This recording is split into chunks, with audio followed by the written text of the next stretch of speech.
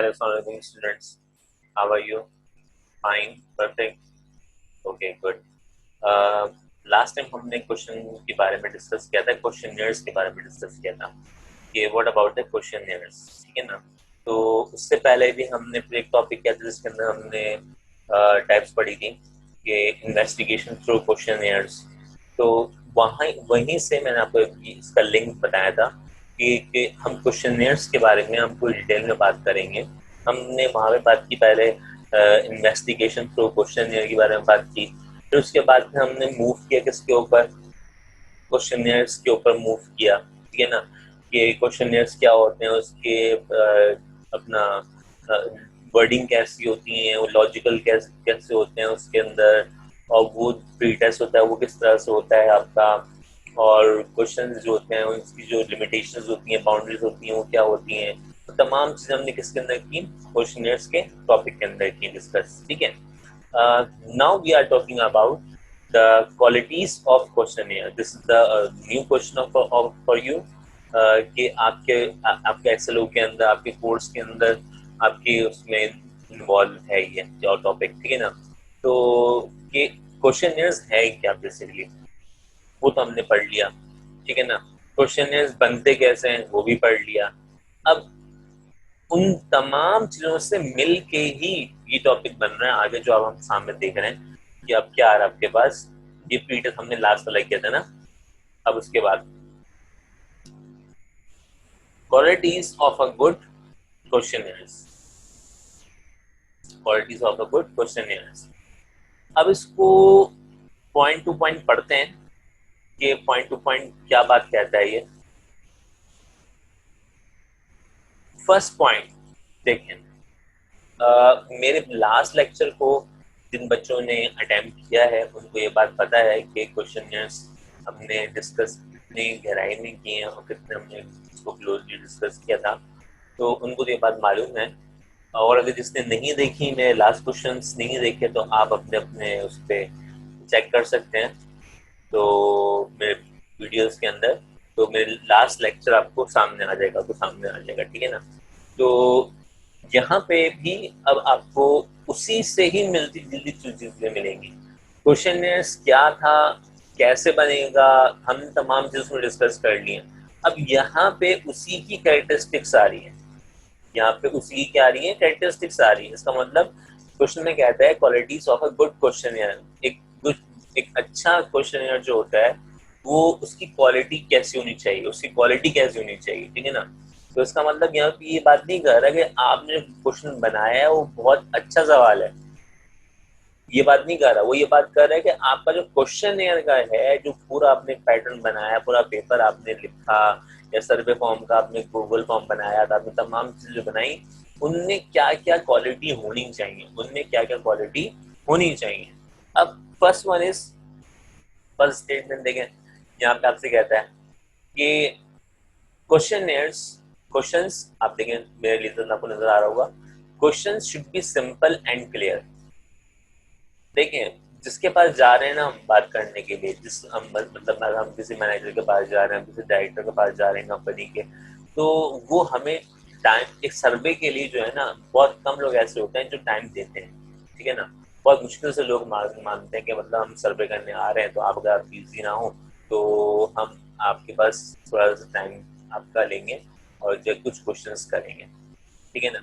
तो इस अगर हम डायरेक्टली पर्सनली मीट कर रहे हैं तो, और अगर हम उस पर करें, गूगल फॉर्म बना रहे हैं, तो उसको आपने व्हाट्सएप पे आपने शेयर कर दिया, वो जो जो पढ़ेगा, जिसको इंटरेस्ट होगा वो आपको जो है वो आपको रिस्पॉन्स करेगा, जिसका इंटरेस्ट नहीं होगा आपको रिप्लाई भी नहीं करेगा।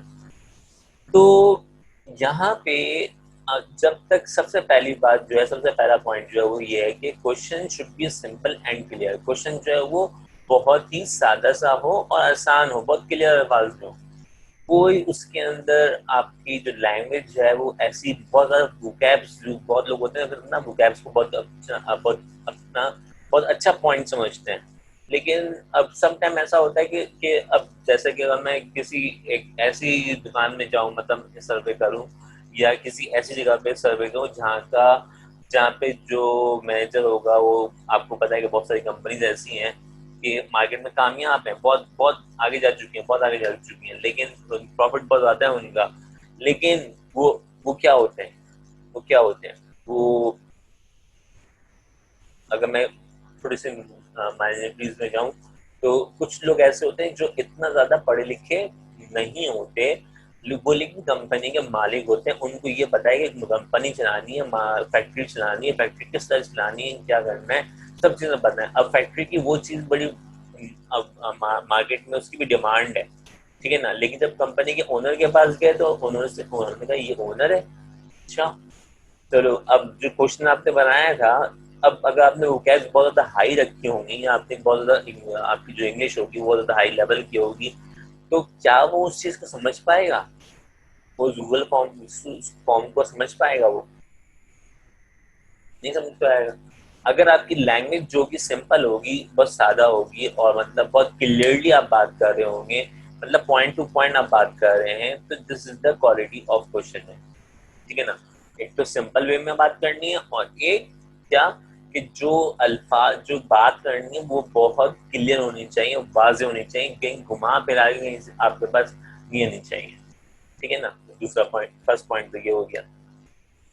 सेकंड पॉइंट क्या कहता है, question should B nicely worded. Nicely worded का मतलब क्या कहेंगे, आप बताएं मुझे। नाइसली वर्डेड का मतलब हम क्या कहेंगे, question should B nicely worded, क्या होगा इसका मतलब तरीकेकार क्या होगा, किस तरीके से हम मतलब इस स्टेटमेंट के मीनिंग्स क्या होंगे।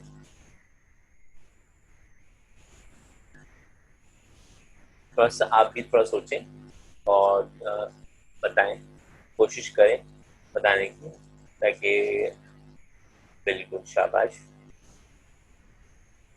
ठीक है, सोचने में पाबंदी नहीं है ना, सोचने में तो पाबंदी नहीं है। आपने कोई भी वर्ड पढ़ा, आपको अगर समझ में नहीं आना, तो आप, अब जमाना ऐसा आ गया है कि आप वो वर्ड क्या करें, उठाएं, कॉपी पेस्ट करें, गूगल पे जाएं, गूगल पे कॉपी पेस्ट करें, आपको वो कौन मतलब बता देगा। इसका मतलब ये है, अब दुनिया बहुत आगे जा चुकी है, अब दुनिया बहुत पीछे नहीं रही, ठीक है ना।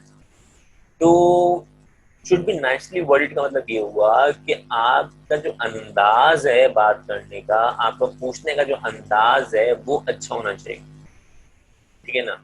आपका जो बात करने का तरीका है, जैसे हम वर्बली बात कर रहे हैं, हम क्लास में आपसे लेक्चर ले रहे हैं, तो अगर मैं बहुत स्टूपिड सा मतलब एक टीचर हूँ और मतलब कि इस तरह से बंदा हूँ, तो मतलब मैं बच्चों से बात करने की मुझे, पर अगर एक वे जो है वो बहुत अच्छा नहीं हुआ, तो इसका मतलब क्या होगा, मेरा इंप्रेशन क्या होगा, मेरा इंप्रेशन तो खराब होगा ना। अगर मैं एक ऐसा टीचर बन जाऊं कि मैं जो बहुत अपनी लैंग्वेज खराब कर दूं, अपना मतलब बहुत ज्यादा अपना स्टाइल जो है बहुत चेंज कर दूं, तो वो मेरा प्रोफेशन जो है वो क्या, उससे क्या होगा, मेरा प्रोफेशन खराब होगा, ठीक है ना। तो मैं अपने प्रोफेशन को सही करने के लिए क्या करूं, आपकी ग्रूमिंग करूं, आपको अच्छे से समझाऊं, आपके जो भी मसले मसाइल हैं, आपके वो मसले मसाइल आपके रिजॉल्व करूं। तो ये मेरी टेक्निक, ये मेरी रिस्पॉन्सिबिलिटी है।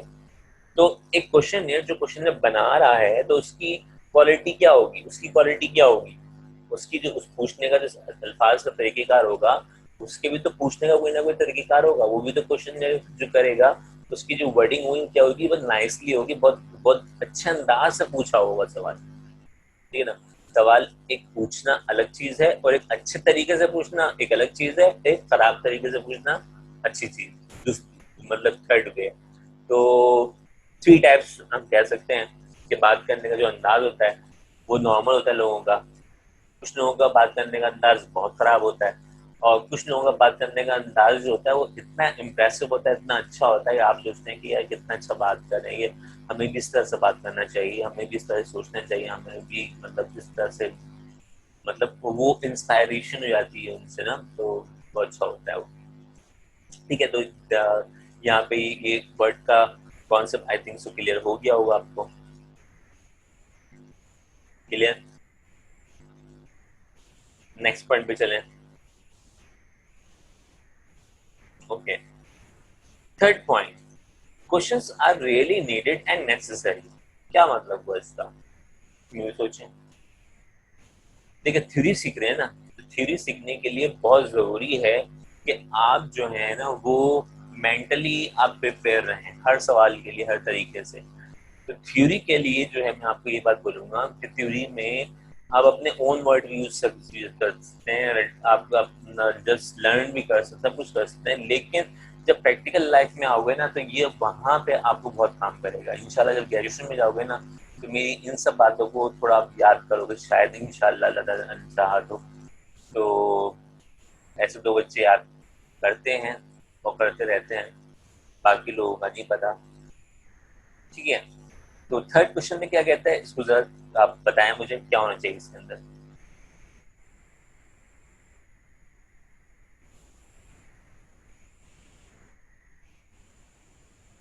हम्म, जी, क्या सोच रहे हैं आप? नीडेड एंड नेसेसरी, जो वर्ड है ना ये जो टू वर्ड्स हैं, नीडेड एंड नेसेसरी, ठीक है, रियली नीडेड एंड नेसेसरी।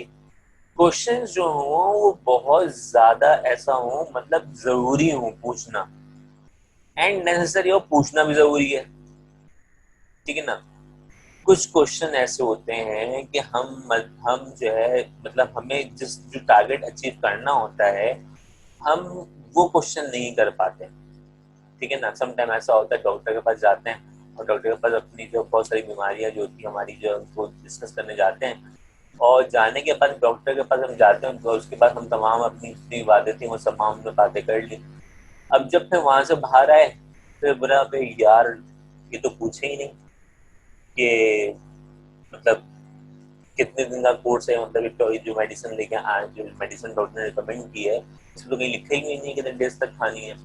अब क्या करें, अगर बहुत बड़ा मतलब डॉक्टर है जिसका अपॉइंटमेंट ही मतलब बहुत मुश्किल से मिलता है तो वहां पे तो आप दोबारा जाके पूछ ही नहीं सकते, वहां तो आप दोबारा जाके पूछ ही नहीं सकते, ठीक है ना। हाँ, आपका होम क्लिनिक है, मतलब आपके मोहल्ले के अंदर इस तरह से क्लिनिक है या इस तरह से कुछ है तो आप शायद थोड़ा सा आप जाके फोन से पूछ लेंगे कि सर ये जो है वो मेडिसिन जो है मुझे कितने दिन तक खानी है। अगर मैं जो एंटीबायोटिक का कोर्स है वो कम से कम 3 डेज का होता है, 5 डेज का होता है, 7 डेज का होता है, कॉमन सेंस की बात है। लेकिन सम टाइम कुछ चीजें ऐसी होती हैं जो आपको 3 डेज से ज्यादा खानी ही नहीं होती, मन डॉक्टर्स रिकमेंड करते हैं, मना करते हैं कि 3 डेज तक ना खाएं, 3 डेज के बाद तक ना खाएं, 3 डेज खाएं, अगर फिर भी मसला ना सॉल्व ना हो तो वापस आ जाइएगा मेरे पास, फिर हम दूसरी चेंज करेंगे इसके अंदर। तो मीटिंग करने का जो पर्पस था वो मीटिंग करने से हम चले गए क्वेश्चन, अपने हमने क्वेश्चन बना भी लिया, हमने क्वेश्चन डिस्कस भी कर लिए। अब उसके अंदर जो मेन पॉइंट था, मेन पॉइंट तो हम पूछना ही भूल गए। कोई ना कोई आपका मेन पॉइंट होगा जो कोई ना कोई आपका जैसे एक कोई ना कोई स्टेटमेंट में कोई ना कोई की पॉइंट होता है, तो इस तरह एक लेक्चर के अंदर एक क्वेश्चन के अंदर एक की पॉइंट होता है, तो वो की पॉइंट अगर आप पूछना भूल गए तो उसका मतलब ये हुआ कि आपने जितने भी क्वेश्चन बनाए वो बेकार हुआ, ठीक है ना।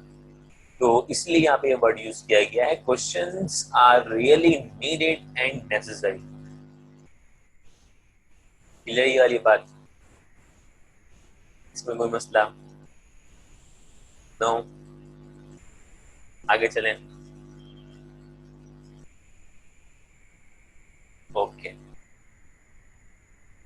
Point number 4, question does not involve unstated assumptions, unstated assumptions। मैं रिपीट कर रहा हूँ, यहाँ पे देखें आप फोर्थ पॉइंट के अंदर आप देखें लेजर मेरा, अनस्टेटेड assumptions, assumption क्या मतलब हुआ? देखो मैं आपको मतलब हर पॉइंट पे ना मैं पढ़ने के बाद मैं बोलता हूँ आपको, आप सोचें, आप सोचें ज्यादा से ज्यादा क्या होगा, गलत होगा ना, ज्यादा से ज्यादा क्या होगा, गलत होगा, कोई बात नहीं, होने दो गलत, लेकिन आपने सोचा तो ना, यही बहुत बड़ी बात है, आपने सोचा, ठीक है ना। आप अगर एक पेपर अटेम्प्ट करने जा रहे हैं, आपने कहा कि मेरी तो तैयारी नहीं है, मैं क्या करूं, लेकिन क्या पता आप ये सोच के घर में बैठे हैं, आपने पेपर नहीं दिया।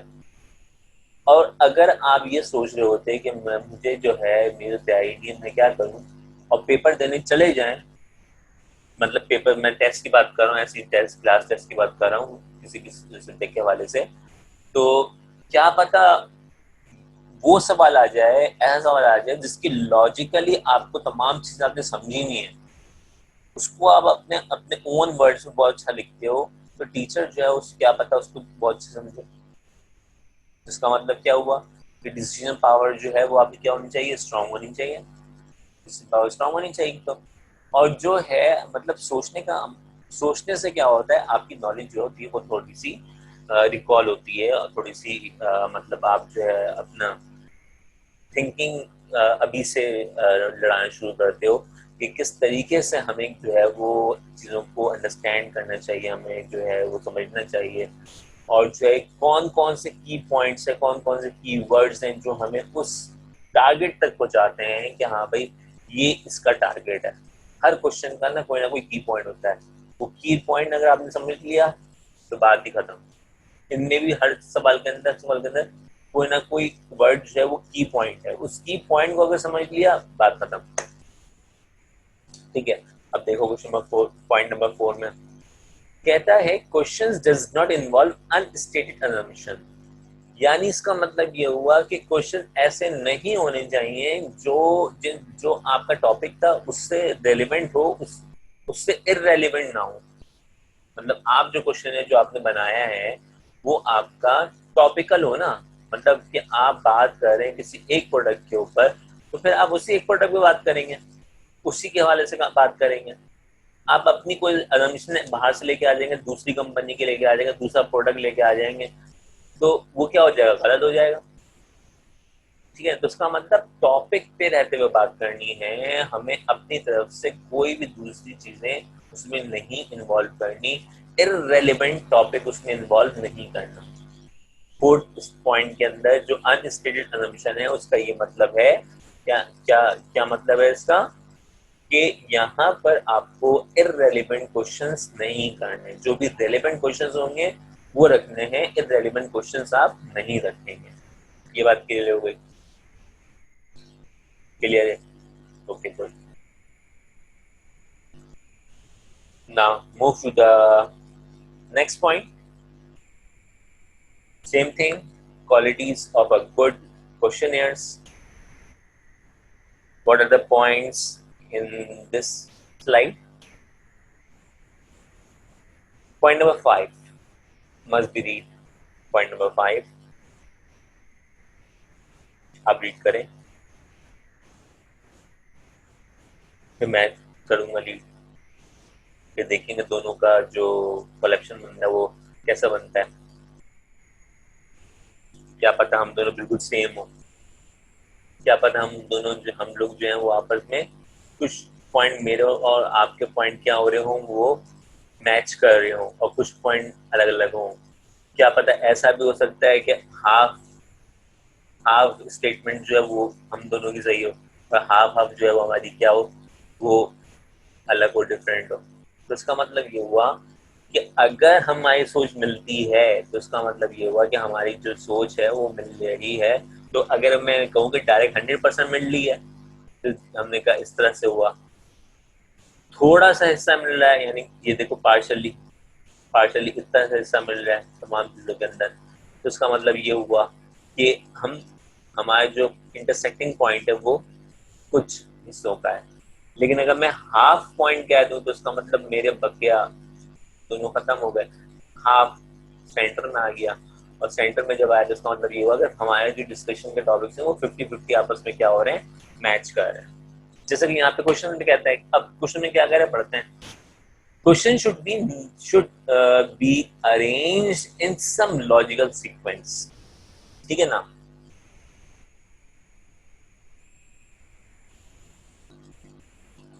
क्या कहा मैंने, question should be arrange in some logical sequence. Questions हमेशा जब भी बनाएंगे ना वो सीक्वेंस में होगा। जैसे हम लेक्चर बना रहे हैं, जब हम पढ़ा रहे होते हैं, हम या जब हम लेक्चर दे रहे होते हैं, तो हमारी एक सीक्वेंस होती है, तो उस सीक्वेंस के हिसाब से हम लेक्चर दे रहे होते हैं कि इस टॉपिक के बाद ये पढ़ाना चाहिए, इसके बाद ये पढ़ाना चाहिए, इसके बाद ये पढ़ाना चाहिए, उसके बाद ये पढ़ाना चाहिए, वो सीक्वेंस है। ठीक है ना, जो कोर्स का कंटेंट है, कोर्स का कंटेंट भी चैप्टर नंबर 1 2 3 4 इस तरह से सीक्वेंस है, ठीक है ना। तो सीक्वेंस में जब हम क्वेश्चन में बनाएं तो भी हमारे जो क्वेश्चन में बनाने के अंदर जो भी टॉपिक आएगा वो क्या होना चाहिए, लॉजिकल होना चाहिए और वो सीक्वेंस में होना चाहिए, वो अरेंज फॉर्म में होना चाहिए, ठीक है ना।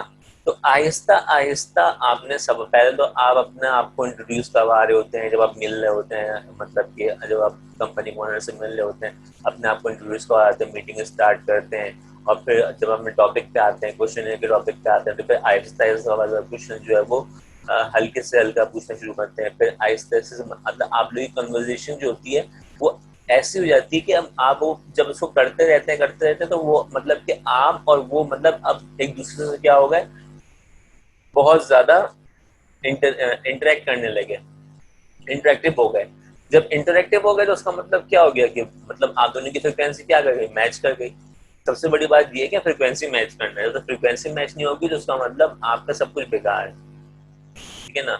अगर मेरी और आपकी फ्रिक्वेंसी मैच नहीं हुई तो उसका मतलब मैं जो पढ़ा रहा हूँ और आप जो पढ़ रहे हैं, अगर मेरी बात आपको समझ में ना आए तो उसका मतलब हमारी फ्रिक्वेंसी मैच नहीं कर रही, ठीक है। लेकिन अगर मैं पढ़ा रहा हूँ और आपके समझ में आ रहा है तो उसका मतलब ये हुआ कि हमारी फ्रिक्वेंसी आपस में मैच है, ठीक है ना। तो यहाँ पर वही चीज है, जब हम क्वेश्चन बाय क्वेश्चन करते हैं तो जब उसको हम करते हैं तो हम क्वेश्चन को बनाते हुए इस बात का ध्यान रखते हैं कि जो क्वेश्चन जो है वो आहिस्ता आहिस्ता जो है वो इम्प्रूवमेंट साइड पर जाए, आहिस्ता आहिस्ता ग्रेजुअली आप छोटे क्वेश्चन से आपने स्टेप लिया, बढ़ते बढ़ते बढ़ते बढ़ते बढ़ते बढ़ते आप जो है वो हाई लेवल तक चले गए, और फिर अपने हाई लेवल तक जाने के बाद आपका क्वेश्चन का टॉपिक क्या हो गया, कंप्लीट हो गया। आपके सारे क्वेश्चन जो है वो कवर हो गए सीक्वेंस लॉजिकल वे में, ठीक है ना। हायर लेवल पे अगर फ्रिक्वेंसी मैं इसको देखूँ, फ्रिक्वेंसी बढ़ रही है तो वो फ्रॉम लोअर टू हायर हो रही है, तो क्वालिटी ये क्वालिटी आपका जो क्वेश्चन है वो क्वालिटी क्वेश्चन की ऐसी होनी चाहिए। 6 पॉइंट क्या है, 6 पॉइंट कहता है कि respondent can answer all questions. क्या मतलब हुआ इसका, क्या मतलब हुआ इसका, इसका बिल्कुल वही मतलब हुआ जो हमने स्टार्टिंग में बात पढ़ी थी कि respondent can answer all the question. Respondent मतलब जिसपे जिससे आप क्वेश्चंस कर रहे हैं वो तमाम क्वेश्चंस का आपको आंसर दे सके। वो जब भी देगा जब आपकी फ्रीक्वेंसी मैच होगी, वो जब भी देगा जब आपका लॉजिकल आंसर क्वेश्चन होगा, वो जब ही देगा जब आपका जो है वो क्वेश्चन का जो है वो लेंथी ना हो, सीक्वेंस में ना हो, मतलब सीक्वेंसली हो, और मतलब कि वर्डिंग उसकी क्लियर हो, नाइसली वर्डेड में हो, तो फिर इसका मतलब क्या हो गया कि वो रिस्पोंडेंट जो है वो आंसर देने के काबिल है, वो आंसर आपको दे रहा है, ठीक है ना, आंसर दे रहा है आपको, ठीक है। लेकिन अगर आप उसको नहीं देखोगे तो उसका मतलब ये हो जाएगा कि रिस्पोंडेंट आपको आंसर, अगर इन पिछले वाले टॉपिक्स को अगर आप कवर नहीं करोगे तो आप 6 पॉइंट पे यहाँ पे जो रिस्पोंडेंट है वो आंसर जो है वो नहीं दे पाएगा आपके क्वेश्चंस के, ठीक है ना। तो ये 6 पॉइंट जो है वो मतलब जब ये शुरू के 5 पॉइंट्स पढ़े हैं उसके बाद फिर 6 पॉइंट आए ना। अब देखो मैंने जो स्लाइड्स बनाई, मैंने स्लाइड में वो जो मैंने स्टेप बाय स्टेप बनाई, अब मैंने स्टेप बाय स्टेप बनाई है। अगर मैं ये मतलब ये पहली चीज पहला पॉइंट रख दूं था, पॉइंट नंबर 6 इसको पहले पहली रख दूं तो मेरे ख्याल से मेरा जो लेक्चर जो होगा वो, मेरे जो पॉइंट्स होंगे वो पॉइंट्स थोड़े से आउट हो जाएंगे, ठीक है ना। इतना मजा नहीं आएगा जितना मजा अभी पढ़ने में आ रहा है, सीखने में आ रहा है, ठीक है।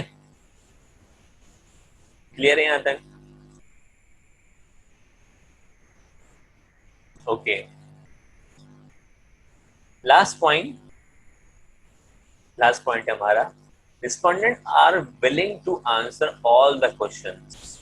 इस पॉइंट को भी हम क्वेश्चनियर के अंदर बहुत अच्छे से डिस्कस कर चुके हैं, इस पॉइंट को भी हम बहुत अच्छे से डिस्कस कर चुके हैं। हमने क्या बात बोली थी, हमने कहा था विलिंग कब होगा, जब आपकी इंटरेक्शन अच्छी हो जाएगी, जब आपकी वर्डिंग अच्छी है, आपकी हर चीज मतलब आपका तरीकेकार अच्छा है पूछने का, आपने जो क्वेश्चंस की सिलेक्शन की है, जो आपने वोकैबुलरी यूज की है, सब समझ में आ रही है, उसको हर चीज समझ में आ रही है, तो फ्रीक्वेंसी क्या हो रही है, मैच हो रही है। जब फ्रीक्वेंसी मैच हो रही है तो उसका मतलब अगला जो है वो आपको आंसर देने की बिलिंग के अंदर होगा, हमें पूछने आप पूछे मुझसे, मतलब जो भी पूछना आप पूछ सकते हैं, ठीक है ना। तो उसका मतलब ये चीज भी जब ही होगी जब आप तमाम चीजें लेके चल रहे होंगे, जो आप तमाम चीजें लेके चल रहे होंगे बहुत अच्छे लेवल के अंदर, नाइसली वर्डेड में हो, अरेंज हो, क्वेश्चन सिंपल हो, गैप्स हाई ना हो, लॉजिकल वे में चल रहे हो, आपकी फ्रीक्वेंसी मैच हो जाए, एंड देन जब मैच हो जाएगी तो फिर उसके बाद फिर वो क्या करेगा, जब फ्रीक्वेंसी मैच हो गई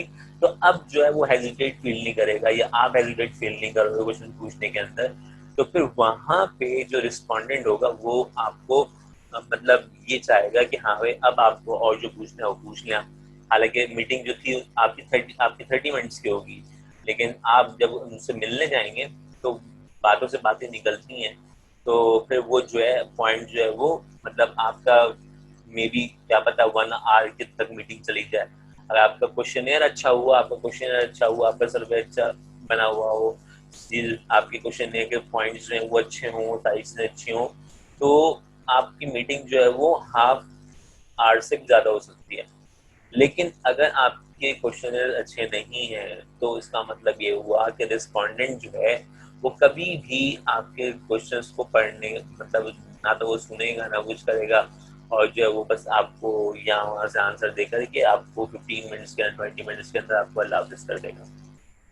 ठीक है, तो these are the qualities of good question.